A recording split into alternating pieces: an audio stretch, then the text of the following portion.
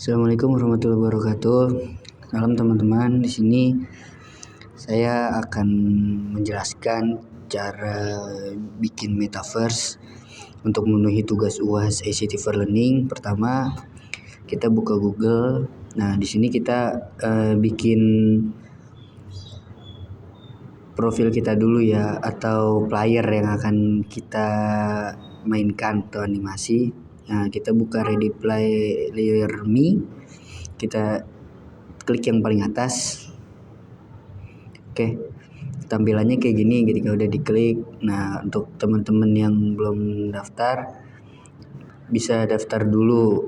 Nah, kalau belum daftar, kita pergi ke sign, kita klik yang player, lalu ingat kita harus klik yang player, kita klik,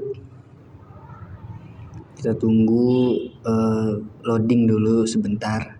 Nah, ini tampilannya seperti ini teman-teman. Buat teman-teman yang belum daftar atau belum punya akun, nah ini saya ganti dulu, kita hapus dulu karena ini contoh. Nah, ini punya saya. Nah, ini bisa teman-teman masukkan alamat email teman-teman, password teman-teman yang ada di sini. Oke, karena saya udah punya akun, saya tinggal sign aja.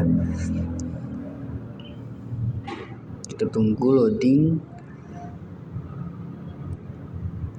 Oke, kita close. Nah, ini akun saya teman-teman. Kalau teman-teman belum punya akun, teman-teman bisa daftar dulu. Dan teman-teman ini bisa mengedit atau merubah player yang akan teman-teman mainkan nantinya. Nah, di sini player punya saya. Nah, teman-teman bisa berubah mukanya, terus juga hidungnya, matanya, rambutnya juga. Oke. Nah, sekarang kalau udah, kita pergi ke spatial. Nah, kita pergi ke spatial. Ini buat bikin metaverse-nya ya teman-teman, atau untuk bikin materi ajarnya. Oke, di spatial awalnya seperti ini. Nah, teman-teman login dulu. Di sini saya login pakai akun Google. Seperti biasa. Tunggu dulu. Oke. Nah, kalau sudah masuk seperti ini. Kalau teman-teman udah pernah mengedit ataupun udah pernah coba bikin gamesnya, teman-teman bisa ke garis 3. Ini punya teman-teman, ini yang teman-teman sukai template-nya. Kalau misalnya belum, kita pergi ke create. Oke, di sini kita pergi ke create, kita klik. Nah, sini teman-teman bisa pilih template, bermacam-macam template ya. Ada berapa nih? Ada lumayan banyak. Teman-teman pilih yang teman-teman suka, terserah mau yang mana. Oke, sekarang di sini kita yang mana? Yang ini aja. Oke, kita tunggu di sini sedikit lama ya teman-teman, lumayan lama. Kita tunggu sampai nanti muncul loading. Oke, kita tunggu dulu.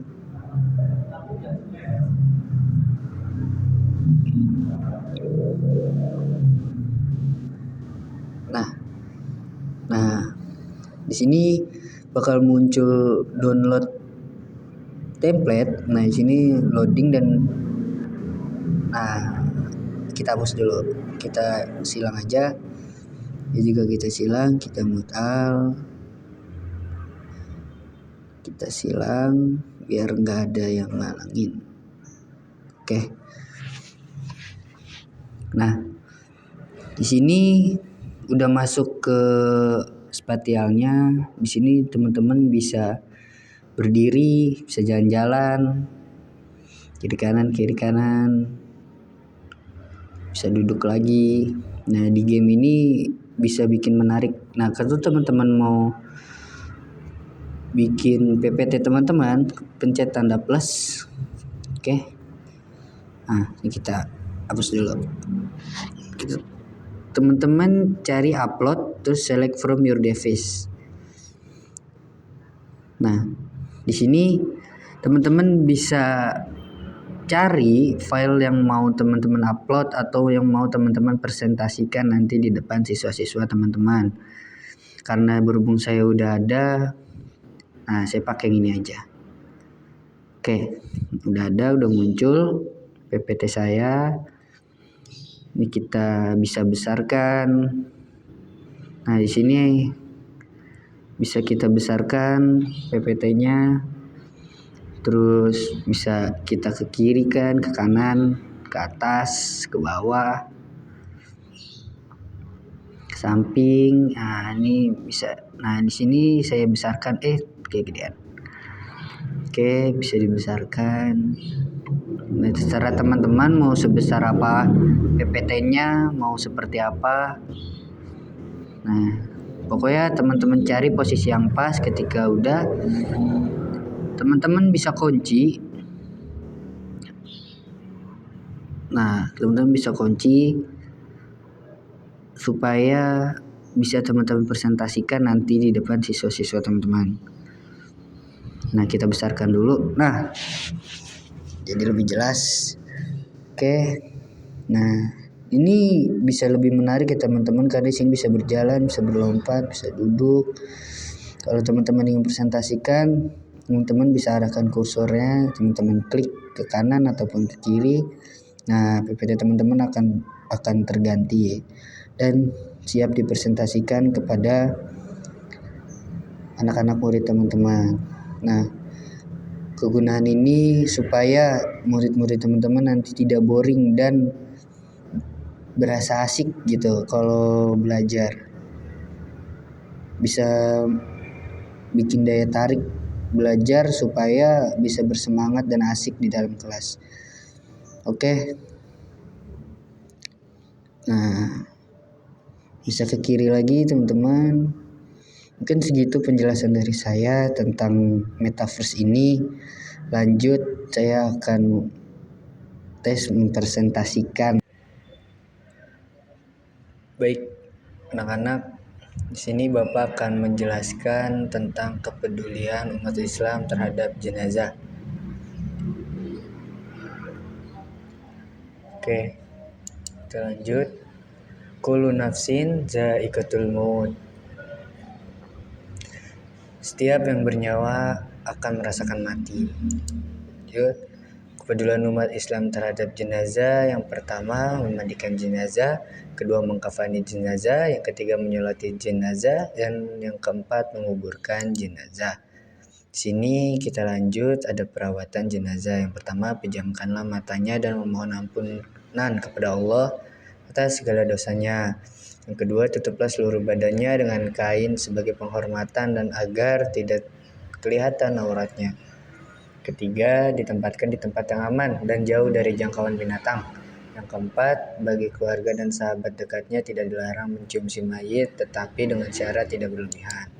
Kita lanjut. Memandikan jenazah. Syarat-syarat wajib memandikan jenazah. Jenazah itu orang Islam, apapun alirannya, mazhabnya, ras, suku, dan profesinya. Kedua, didapati tubuhnya walaupun sedikit. Ketiga, bukan mati syahid atau dalam peperangan. Di sini juga ada yang berhak memandikan jenazah. Apabila jenazah itu laki-laki, yang memandikannya hendaklah laki-laki pula.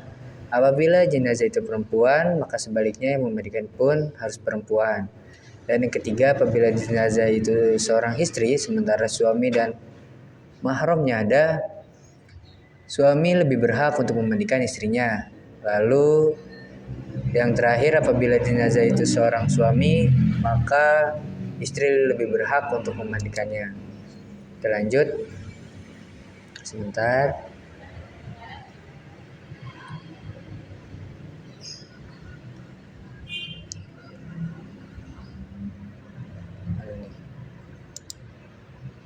Oke. Lanjut, yang C, mengkafani jenazah. Kain kafan jenazah itu paling tidak 1 lapis, sebaiknya 3 lapis bagi mayat laki-laki dan 5 lapis bagi mayat perempuan. Setiap 1 lapis di antaranya merupakan kain basahan. Abu Salamah radhiyallahu anhu menceritakan bahwa ia pernah bertanya kepada Aisyah radhiyallahu anha, berapa lapiskah kain kafan Rasulullah? Lalu Aisyah menjawab, 3 lapis kain putih, jawab Aisyah. Hadis riwayat Muslim. Lalu yang dia menyolati jenazah, untuk bisa disolati jenazah harus dalam keadaan suci, baik suci badan, tempat, dan pakaian. Yang kedua, sudah dimandikan dan dikafani. Yang ketiga, jenazah sudah berada di depan orang yang menyolatkan atau sebelah kiblat. Lalu ini tata cara menyolati jenazah. Jenazah laki-laki hendaknya imam berdiri menghadap dekat dengan kepala mayat laki-laki. Jika wanita, imam berada di perutnya. Lalu yang kedua, letak imam paling muka diikuti oleh para makmum. Jika yang sholat sedikit, usahakan paling sedikit 3 baris saf. Ketiga, mula-mula semua jamaah berdiri dengan berniat melakukan sholat jenazah dengan 4 takbir. Kemudian yang pertama takbiratul ihram, dan setelah takbir pertama seperti biasa membaca surat Al-Fatihah. Lalu takbir yang kedua, setelah itu membaca sholawat atas Nabi. Yang ketiga, membaca doa Allahumma firlahu jika itu laki-laki, Allahumma firlaha jika itu perempuan, Allahumma firlahum jika itu banyak. Yang takbir terakhir, takbir keempat, membaca doa Allahumma la tahrimna ajrohu wa la tafkimna ba'dahu waghfir lana walahu. Setelah itu salam. Oke, kita lanjut.